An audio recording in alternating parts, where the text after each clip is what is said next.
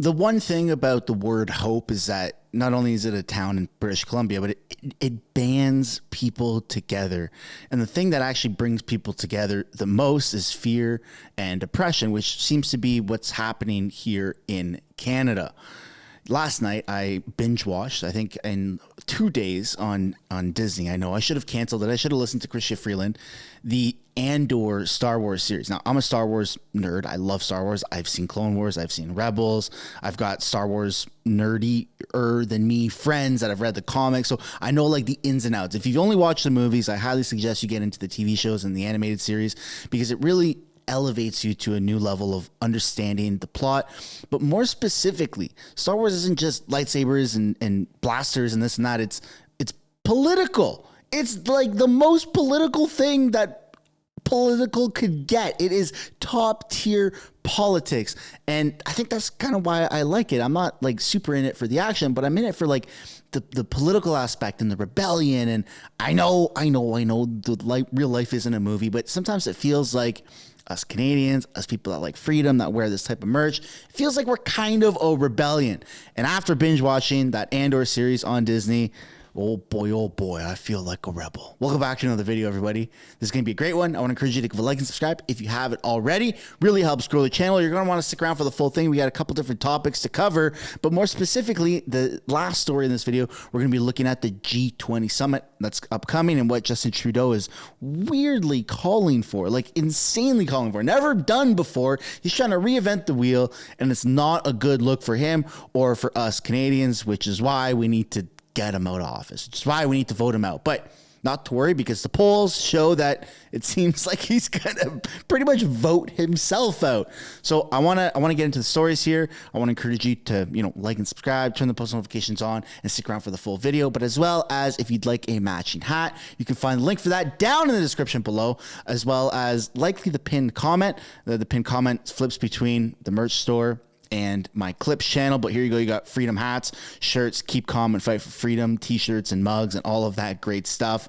My favorite is this hat right here, which is the one I'm wearing, but in white. So link for that is all down in the description. Okay, let's look at the polls here. A lot of people think that I'm full of crap when I say that it's over for the Liberals.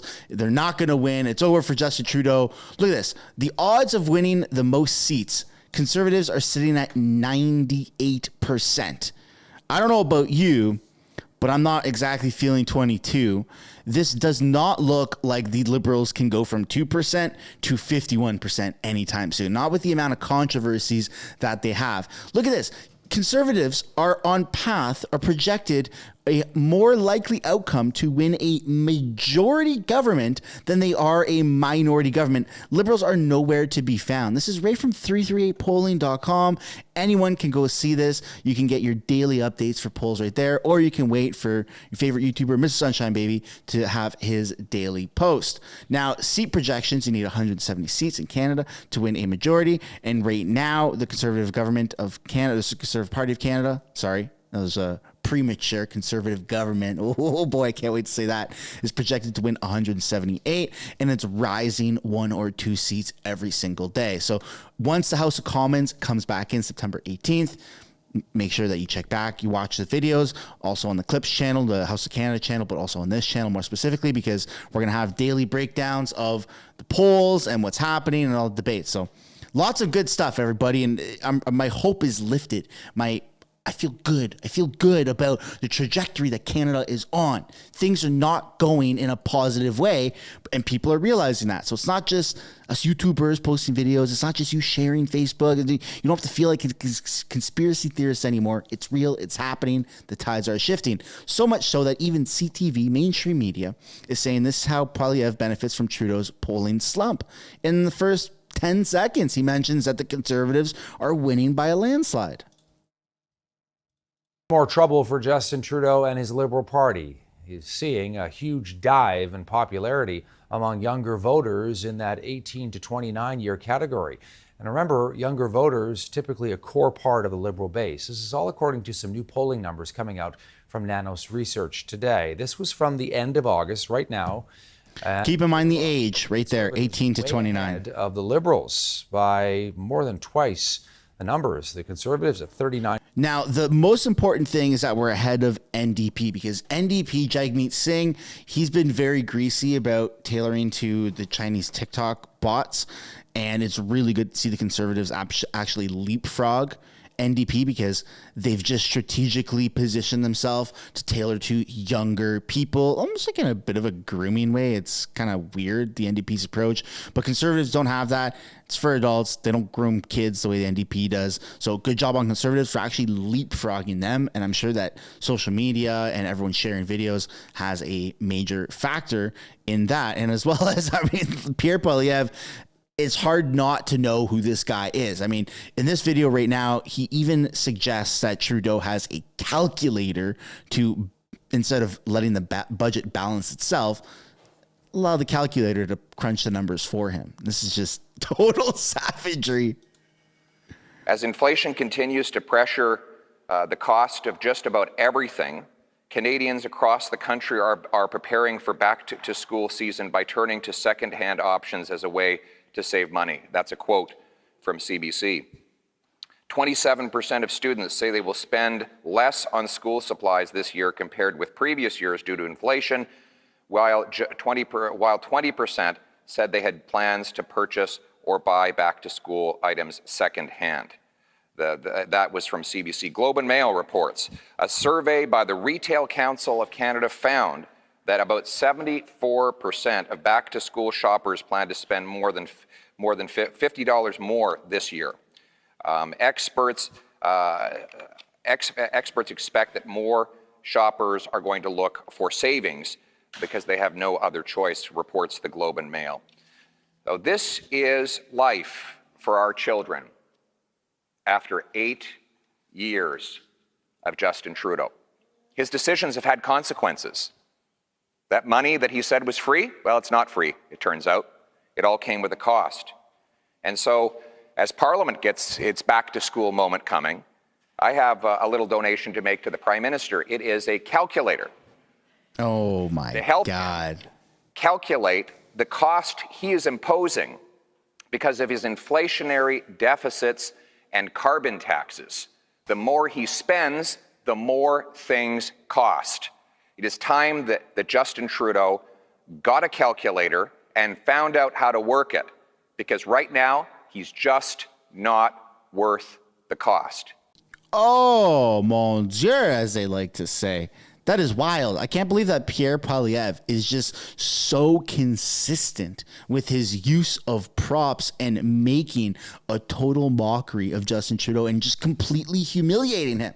I love it.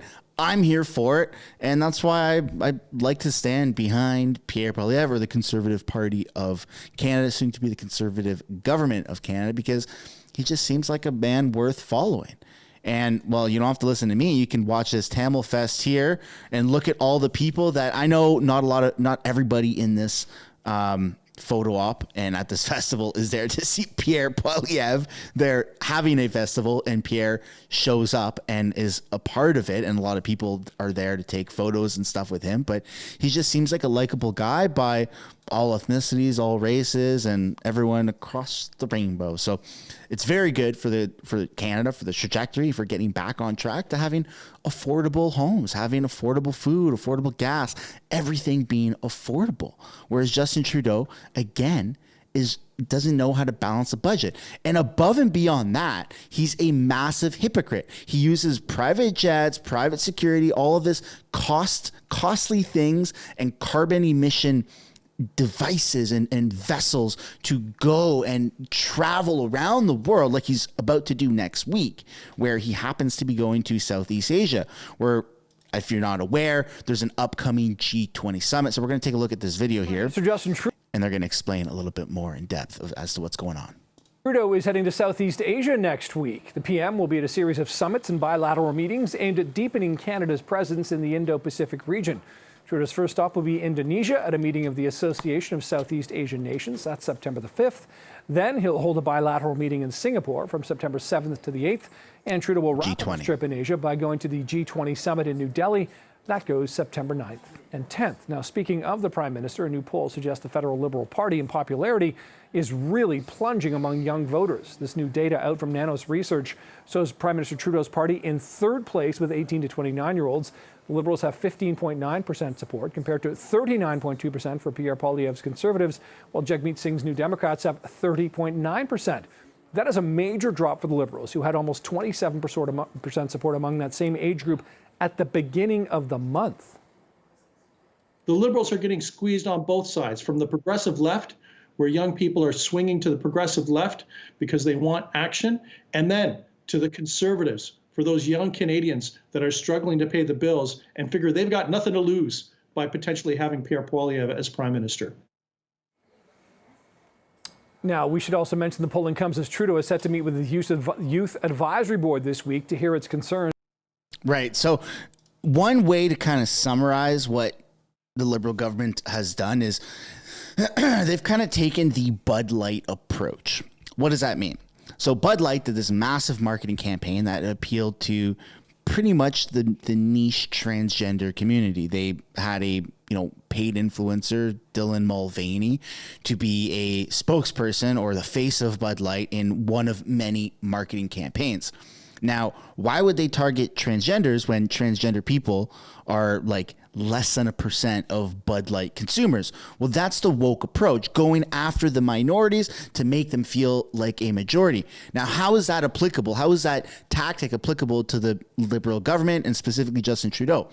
Well, the Ukraine thing, everything around the Ukraine. If you look at all of the radical woke students on campus, they want to support Ukraine. They're not really paying taxes. They don't have a real job. They're not homeowners. They don't have a family. They don't know what the hell, how life works. So they just think, oh my God, we got to save the trees. We got to save Ukrainians. We got to do this. We got to do that. They have no idea what that actually means. And it's costing taxpayers billions of dollars. As a homeowner, as a family man, as a taxpayer, I do not consent to my taxes going to Ukraine when they can go to the homeless people in my town or the potholes, and the list can go on, or I don't know, fighting fires. There's so many different things that the money can go towards in our own economy instead of going to Ukraine. But the Liberals have tried to appeal, in my opinion, to the radical woke minority, trying to make them feel like a majority, saying this is what we're doing. Canada stands behind this, trying to make a small group of people feel very large and feel very supported. Well, it's not working. A lot of people are realizing, hey, man, I think we should not be doing that. And well, it goes above and beyond that because Justin Trudeau is actually trying to get Ukraine, which is not a part of NATO, or which is not a part of G20, at the G20 summit. They're trying to expel Russia and bring in Ukraine, which is insane because let's read the list of countries. G20, for those who don't know, stands for Group of 20. It's comprised of 19 different countries. Argentina, Australia, Brazil, Canada, China, France, Germany, India, Indonesia, Italy, Japan, Republic of Korea, South, obviously, Mexico, Russia, Saudi Arabia, South Africa, Turkey, the UK, the US, and the European Union. So you see Russia in there, and there is no Ukraine. But this very recent CBC article shows that Prime Minister Justin Trudeau will advocate for Russia to withdraw from Ukraine at G20 meetings. And they're also advocating for Ukraine to be a part of the G20. At the G20, Liberals say Trudeau will advocate for Russia to withdraw from Ukraine, yet many members of the G20 have opted against criticizing Moscow, working collaboratively to tackle global crises while holding Russia accountable is essential for maintaining the integrity and effectiveness of the G20, a Wednesday news release from Trudeau's office. The summit's host, India, has been reluctant to discuss the issue in other G20 events this year and declined requests from the countries like Canada to have Ukrainian President Vladimir Zelensky attend the summit. Why are you bringing Zelensky everywhere like a puppet? He does not belong at the G20. Ukraine is not invited at the G20. They're not part of the group of 20. So why is Trudeau doing that? Well, it's optics. He's trying to appease and farm more votes from Canada. There is no sense of him doing things that are detrimental abroad that would lose him local votes. Of course, Trudeau wants to continue power. Of course, the Liberals want to continue and remain in power and have a Liberal government. So it doesn't make sense for him to sabotage that overseas or abroad anywhere. So in his mind, in the Liberal mindset, they're trying to do these things to get headlines and to get support of Canadians. Let me ask you right now, do you support Ukraine coming into the G20? Do you support Zelensky showing up at the G20 either in person or remotely while Russia is literally part of the G20? Do you support Canadian taxes going towards billions of Canadian taxes going towards Ukraine? We don't know where that money is going. We don't know how it's being distributed. And none of us have consented to that. It just so happens that our finance minister is Ukrainian and has ties to Ukraine. Chrystia Freeland, Mr. Speaker. So all of this is not a conspiracy. It's real things that are happening in a way that the Liberals have delusioned themselves to believe that it's going to get them more votes. And it's not. It's working in a downward trend. People are fed up. And the thing about young voters who think, oh, let's save the trees, let's solve world peace, let's do all this, let's do all that. They think like that while they're young and naive. And then they get a real job. They have a family, or they get their heart broken and they're on path to getting a family. They think about home ownership, and all of a sudden they have to pay, property taxes. They have to pay insurance. They got to pay their mortgage. A lot of it is around money, actually, because when you're working 8-10-hour days and you're paying, 50, 60, 70% of your income just to survive. And hold on a second. I think I need more money, but I can't get more money from my job. So how do I save more money? Oh, the government is screwing me in taxes. Well, let's look at that. All of a sudden, I don't really care too much about saving the trees or doing this, doing that. I don't really care too much about spending all that money on Ukraine. You know what? I don't think I consent to that. So there's only a certain amount of time where people are naive enough to believe that we can just solve all of the world problems with our money. The reality is, we cannot. You want to solve the world problems with money? Go to BlackRock or Vanguard. Stop going after Canadian taxpayers' money.